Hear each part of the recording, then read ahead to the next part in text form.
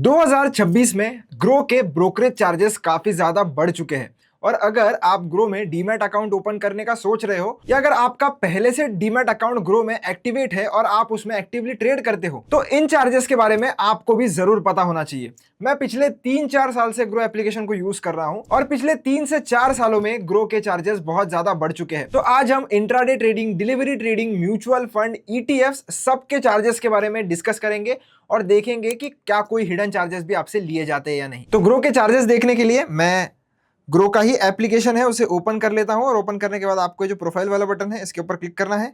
नीचे आपको right side में ये जो चार्जेस है वो देखने के लिए मिल जाता है, उसके ऊपर क्लिक कर लीजिए। क्लिक करने के बाद आपका जो ब्राउजर है वो ओपन हो जाता है। ओपन होने के बाद सबसे पहले हम स्टॉक से शुरू करते हैं। तो अकाउंट ओपनिंग यानी कि अगर आप ग्रो में एक नया अकाउंट ओपन करते हो तो कोई भी चार्ज आपसे नहीं लिया जाता है, अकाउंट ओपनिंग बिल्कुल फ्री है। अकाउंट मेंटेनेंस चार्जेस जो सालाना आपसे लिए जाते हैं वो भी ग्रो में नहीं लिए जाते, वो भी बिल्कुल फ्री है। इक्विटी ब्रोकरेज की बात कर लेते हैं, यानी कि जब भी आप स्टॉक्स में खरीदते हो और बेचते हो, चाहे आप इंट्राडे में खरीदिए और बेचिए या आप लॉन्ग टर्म के लिए या डिलीवरी में खरीदे या बेचिए, आपको चार्जेस देने पड़ेंगे 20 रुपीज या 0.1% पर एग्जीक्यूटेड ऑर्डर। यानी कि जितने ऑर्डर्स आप लगाओगे उस हिसाब से पैसे आपसे लिए जाएंगे। 20 रुपीज या 0.1% में से जो भी कम अमाउंट होगी वो आपसे लिया जाता है और मिनिमम से मिनिमम 5 रुपए आपसे लिए ही जाता है। 5 रुपए से कम का चार्ज आपसे नहीं लिया जाएगा पर एग्जीक्यूटेड ऑर्डर। जो बाकी रेगुलेटरी चार्जेस होते हैं जिसमें आप इक्विटी देख सकते हो, इंट्राडे में एसटीटी आपसे लिया जाता है 0.025% और डिलीवरी में आपसे बाय और सेल साइड दोनों साइड लिया जाता है। एसटीटी इंट्राडे में सिर्फ सेल साइड लिया जाता है। स्टैम्प ड्यूटी वगैरह आप देख सकते हो, एक्सचेंज ट्रांजैक्शन है, सेवी टर्नओवर चार्ज है, डीपी चार्ज। डीपी चार्ज का मतलब होता है डिपॉजिटरी पार्टिसिपेंट चार्ज। ये चार्ज स्पेसिफिकली आपसे तब लिया जाता है जब आपके पास होल्डिंग में कोई शेयर है और उसको आप बेचते हो, तो ये डीपी चार्ज कंपलसरी आपसे लिया जाता है, इसको आप अवॉइड नहीं कर सकते। और डीपी चार्ज सिर्फ और सिर्फ जब आप शेयर बेचते हो डिलीवरी वाला तब लगता है, खरीदते समय आपको डीपी चार्ज नहीं लगता है। पर ये डीपी चार्ज कितना लगता है? तो डीपी चार्ज दोस्तों टोटल आपको पर ऑर्डर 23.60 लगेगा। तो अगर आपके पास एक कंपनी के 100 शेयर है और 100 शेयर अगर आप एक दिन में इकट्ठा बेचते हो तो आपसे डीपी चार्ज लिया जाएगा 23.60, क्योंकि ये पर एग्जीक्यूटेड ऑर्डर है, इसमें क्वांटिटी मायने नहीं रखती। आप एक भी शेयर बेचोगे तो भी इतना ही चार्ज लगेगा, अगर आप 1000 शेयर बेचोगे तो भी इतना ही चार्ज लगेगा। हाँ, अगर आप दो अलग अलग कंपनीज के शेयर बेचोगे तो दो अलग अलग आपको डिपॉजिटरी पार्टिसिपेंट चार्ज देने पड़ेंगे। अब काफी लोगों का ये भी सवाल होता है, अगर मैं एक ही कंपनी का शेयर अलग अलग ऑर्डर्स में बेचूं, यानी कि सुबह मैंने 10 बेचे, फिर 1 घंटे बाद मैंने 50 बेचे, फिर उसके बाद मैंने 200 बेचे, ऐसा करा तो क्या होगा? तो आपको हर एग्जीक्यूटेड ऑर्डर के लिए अलग डीपी चार्ज लगेगा, यानी कि 3 बार आपसे अलग अलग डीपी चार्ज लिया जाएगा।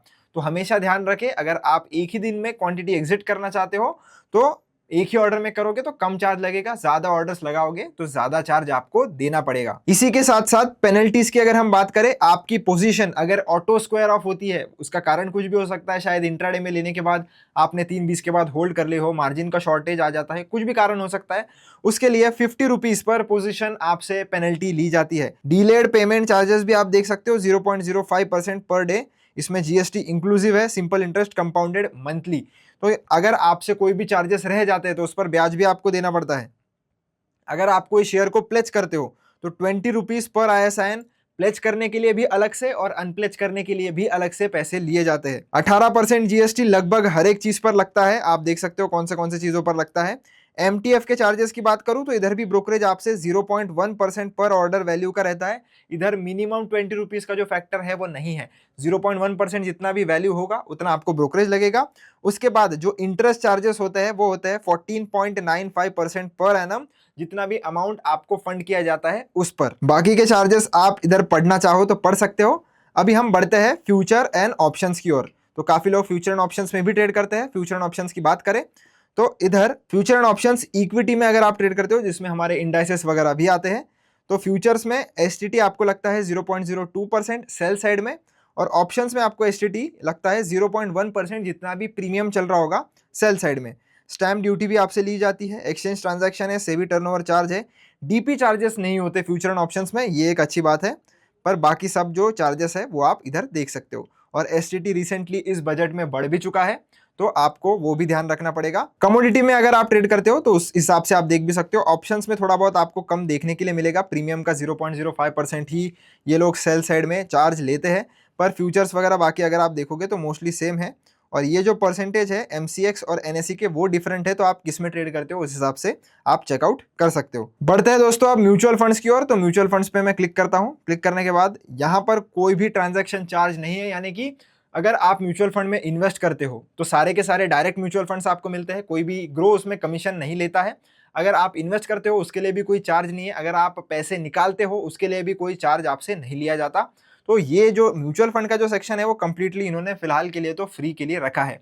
अगर ETF की मैं बात करूं तो ETF का भी सेम ही होता है। ETF जैसे स्टॉक्स में आपसे चार्ज लिए जाते हैं वैसे ही आपसे मोस्टली ETF में चार्ज लिया जाता है। अब ETF के जो चार्जेस होते हैं वो थोड़ा कैटेगरी वाइज भी डिपेंड करते हैं, पर मोस्टली जो सारी कैटेगरीज होती है उनमें आपको स्टॉक्स के जैसे ही STT वगैरह देखने के लिए मिलेगा।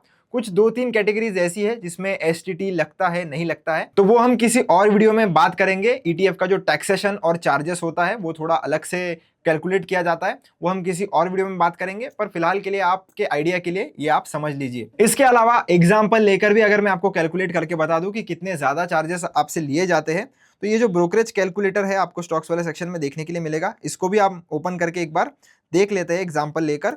तो इक्विटी डिलीवरी, यानी कि अगर आप कोई भी स्टॉक लॉन्ग टर्म के लिए खरीद रहे हो तो कैसे आपसे चार्ज लिया जाएगा। 50 स्टॉक में खरीद रहा हूं कोई भी शेयर जिसका 1000 रुपये प्राइस है और उसको मैं बेचूंगा लगभग 1200 रुपये में, तो लगभग पर शेयर 200 रुपये मुझे प्रॉफिट हो रहा है।